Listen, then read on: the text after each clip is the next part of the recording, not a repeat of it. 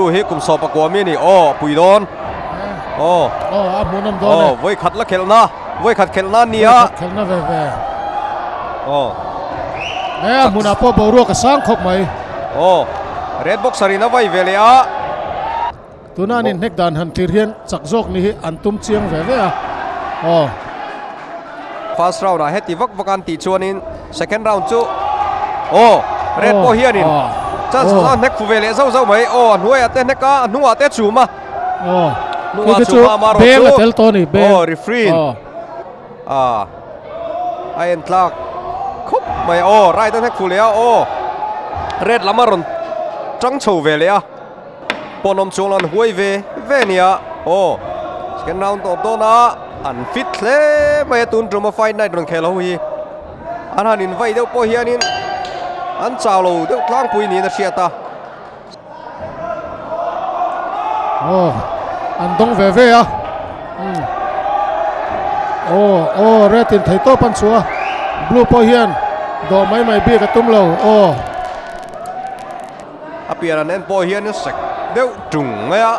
exercise là nó sa tiệt chiang á mà xe blue khan rồi neck dark về lẽ oi neck dark đun chiang top mày Akachu point amu nom khop mai á ô side pain along neck á ô left one ai neck dark đun thấy ai neck dark đun chiang thấy không break pom mang lâu này neck char thấy à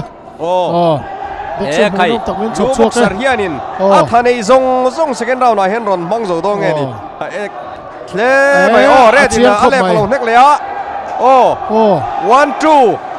1-2 neck đun red thiên neck tam vây lết vel khanin azoi viu don một tí line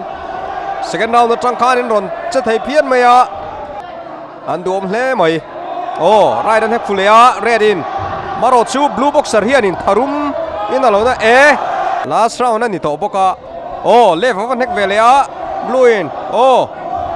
red boxer lo kun zeu chiang ngang mai kha chu hian anek masa sawan nei anek masa sawan nei ani chiang le ta kun blue boxer hi red boxer hi kun le awi fathakop mai awi ving hi ani red hi na ban se chor jok deu ani ole khai last round nen to boka top der mai and in was decision at Zok to red corner. Red corner.